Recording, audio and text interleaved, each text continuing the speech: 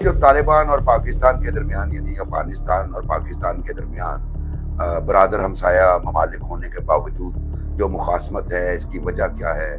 उसका सबसे बड़ा चैलेंज था इकोनॉमिक चैलेंज, और पाकिस्तान उसके लिए भी अपने लोगों का पेट काट के अफगानिस्तान को सपोर्ट करता रहा। अफगानिस्तान हमारा हमसाया है, और हमसाए अगर अच्छे ट्रीट करें तो उन्हें अच्छा ट्रीट कीजिए, अगर हमसाए शरारतें करें तो उन्हें फिर वैसे ट्रीट कीजिए, लेकिन डिपेंड नहीं करना चाहिए। और वक्त ने हमें यही सबक सिखाया है।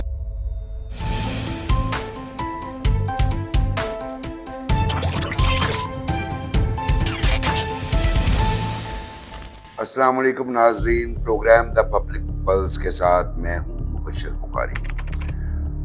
एक अहम टॉपिक जिस पे बहुत सारे सवालात जन्म भी दे रहे हैं।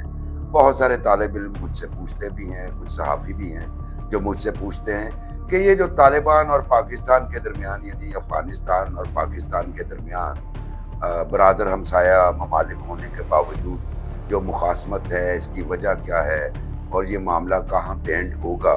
तो इस हवाले से बहुत सारे सवालात जो हैं वो जन्म लेते हैं। तो कुछ मैं तारीख़ बयान करता हूँ, उसके साथ साथ कुछ आपको ऐसे फैक्ट्स बयान करूँगा जिससे शायद आपको आपके सवालात के जवाब मिल जाएँ। सबसे पहले तो हमें ये जानने की ज़रूरत है कि तालिबान कब मार्ज़ वजूद में आया और पाकिस्तान का क्या रोल रहा उन्हें इतना ताकतवर बनाने में कि वो पाकिस्तान को एक दफ़े नहीं कई दफ़े डिफाई कर चुके हैं। तो अगर हम तालिबान की तारीख़ पे गौर करें तो तमाम नाज़रीन या जो हिस्ट्री के स्टूडेंट हैं उन्हें याद होगा कि 1989 में जब रशियन इनखला की बात हुई और उस इनखला के साथ साथ जो वहाँ पे जिहादी ग्रुप थे, वॉर लॉर्ड्स थे, उनकी आपस में फाइटिंग शुरू हो गई। खैर उसमें भी पाकिस्तान ने बड़ा रोल प्ले किया क्योंकि उसमें दूसरी कुव्वतें भी जो थी वो इन्वॉल्व थी। तो वो सारे मुतारिब ग्रुप्स को जो पहले रशिया के खिलाफ लड़ रहे थे फिर आपस में लड़ना शुरू हो गए।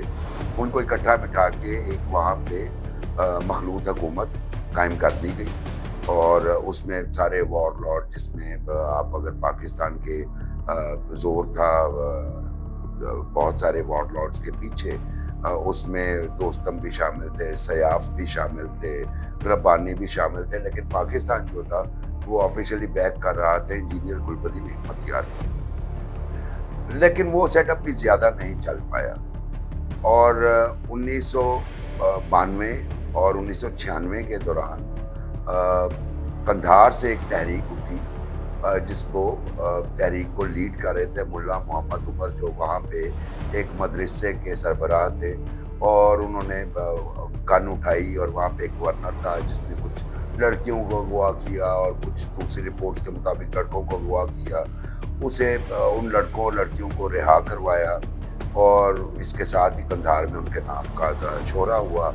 तो पाकिस्तानी स्टूडेंट्स बहुत सारे जो वो तालिब इल्म जो पाकिस्तानी मदारिस में ख़ुसूसन देवबंदी मदारिस में ज़ेर तालीम थे उन्होंने ज्वाइन करना शुरू कर दिया।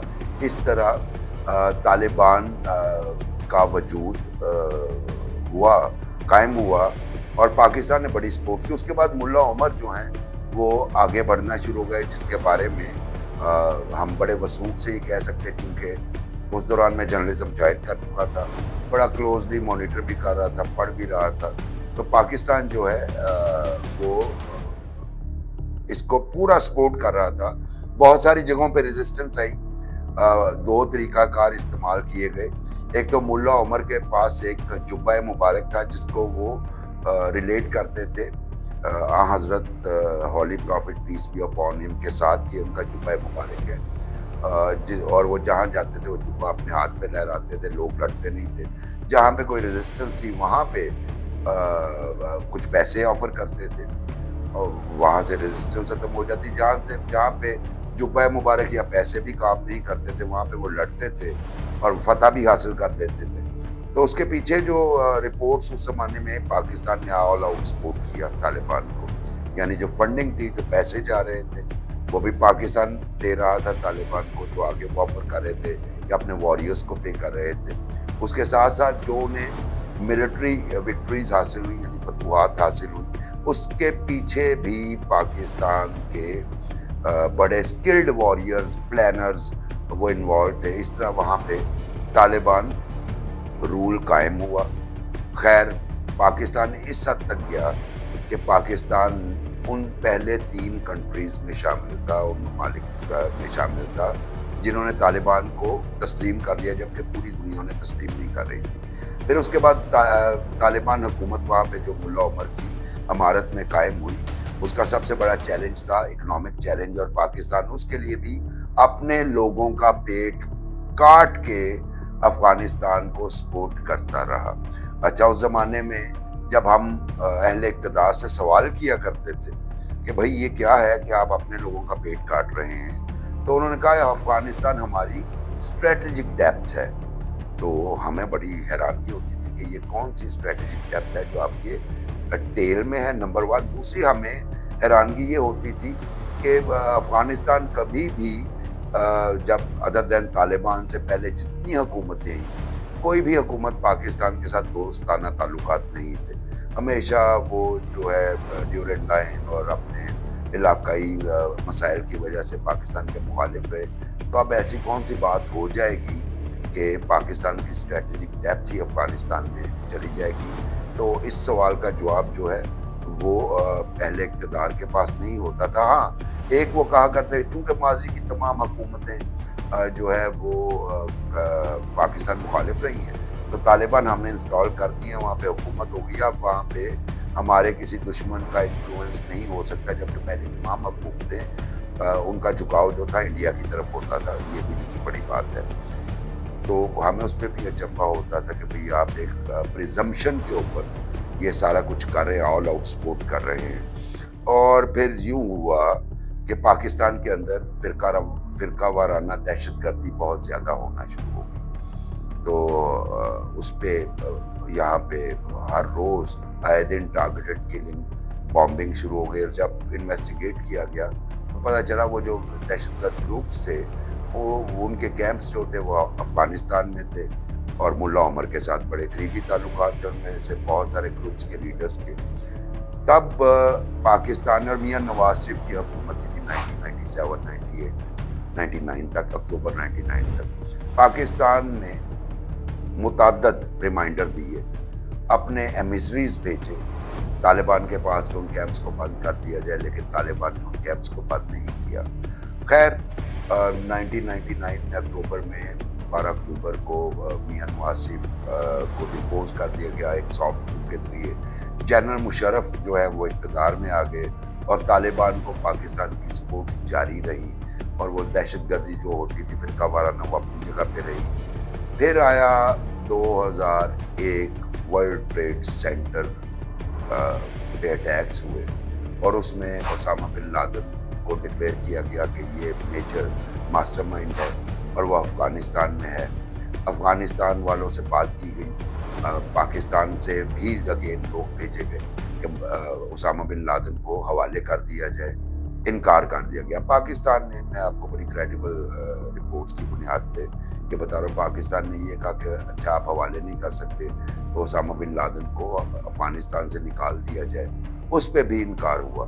खैर अमेरिका ने जो करना था वो किया, उन्होंने वहाँ पे स्ट्राइक्स कर दी और अटैक कर दिया, जिसके नतीजे में तालिबान जो बड़े जिहाद परस्त थे, जिहाद करते थे, उन्होंने वो पूरे इलाके खाली कर दिए, लोगों को बेयारो मददगार छोड़ के वहाँ से निकल गए। अगेन अब क्योंकि बातें सामने आ चुकी हैं, एक ज़माना था जब हम ये बातें नहीं बताया करते थे कि नेशनल इंटरेस्ट के खिलाफ जाती हैं, लेकिन अब चूँकि छप चुकी हैं, पब्लिक हो चुकी हैं, अब वो नेशनल इंटरेस्ट वाली बात ही कोई नहीं। पाकिस्तान ने रोल प्ले किया मुल्ला उमर को सेव करने का, प्रोटेक्ट करने का, और जो साहब मुल्ला उमर को अपनी मोटर बाइक पे बिठा के लाए, और जनरल मुशर्रफ ने अपनी किताब में भी उस बात का इंकशाफ किया, उनका नाम था कारी सैफुल्लाह अख्तर, जो पाकिस्तान के बड़े करीब थे एक वक्त में, और पाकिस्तान के अंदर बड़ी एक्टिविटी उन्होंने की। एक वक्त में तो उन्होंने फ़ौज में कू करवाने की भी कोशिश की, खिलाफत कायम करने की कोशिश की कुछ फौजियों से मिलके मोहतरमा बेनज़ीर भुट्टो के दौर। तो उनको मोटर बाइक में बिठा के वो कंधार से चमन तक ले आए, चमन बॉर्डर के इर्द गिर्द से कहीं से, और फिर हमें एक लंबे अरसे तक इल्ज़ामात की बौछार में रहे वेस्ट और अमेरिका की तरफ से कि पाकिस्तान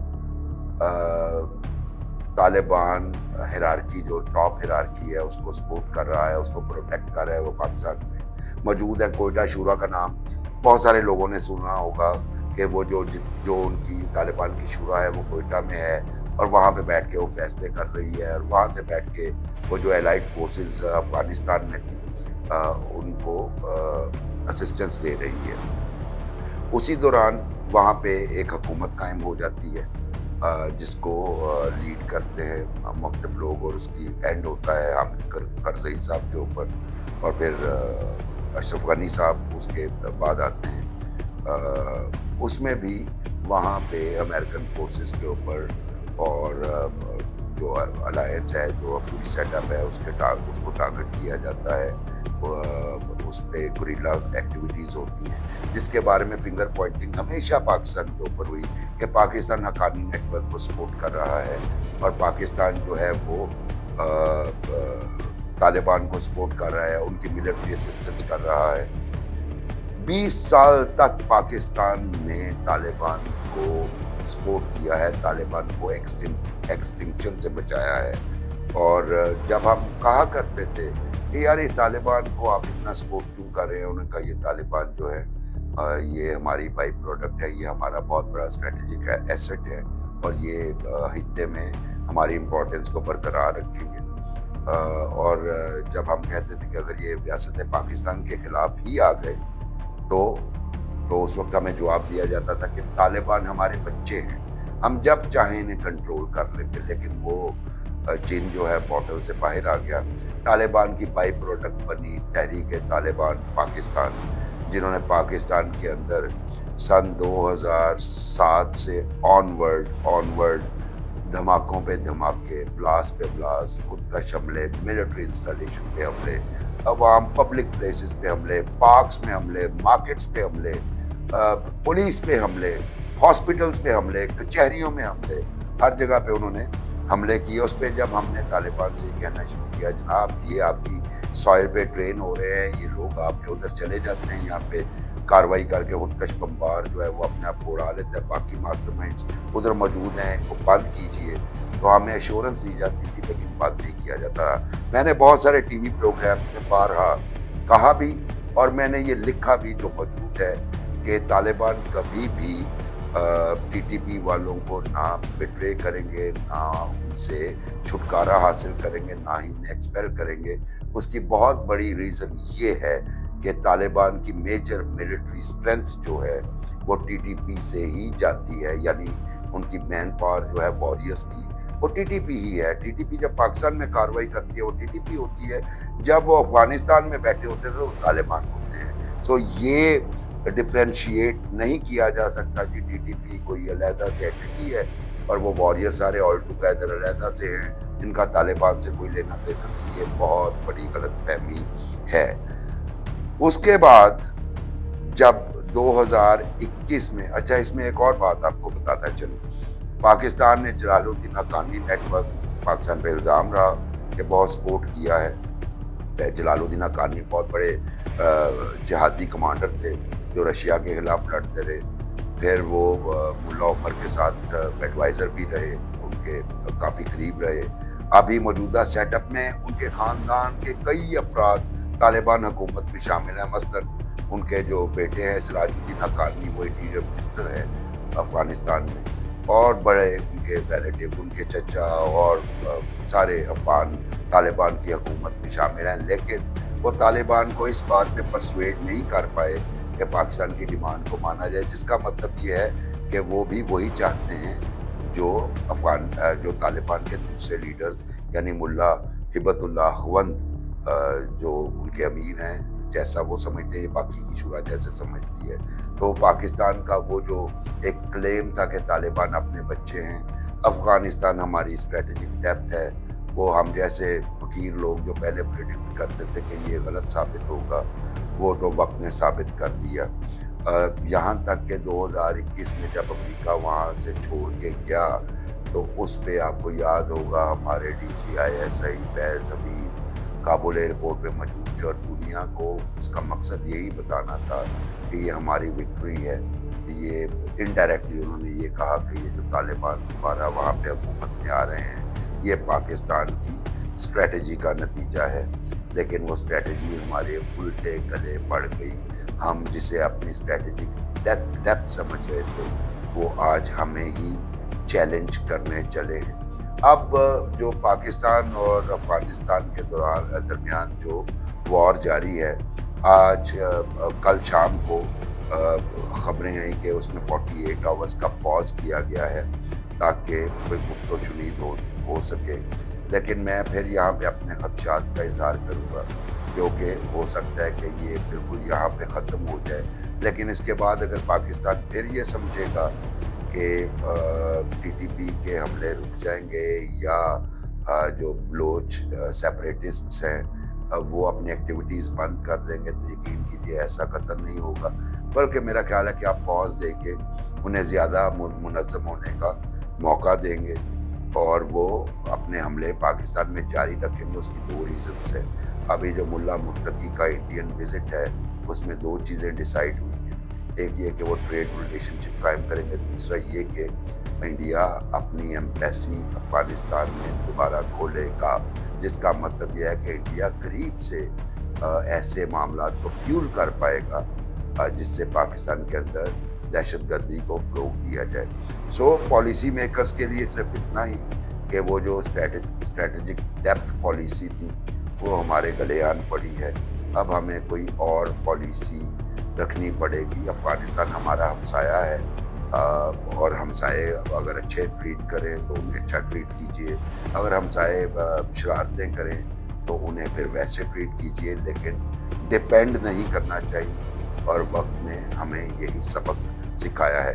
یہ ایک بریف سا طالبان کے حوالے سے کچھ ہسٹری تھی اور کچھ وہ خدشات جو ہم شروع میں بیان کیا کرتے تھے۔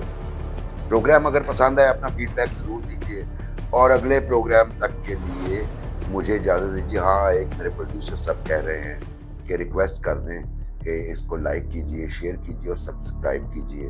آپ کا بہت شکریہ، مجھے اجازت دیجیے، اللہ حافظ۔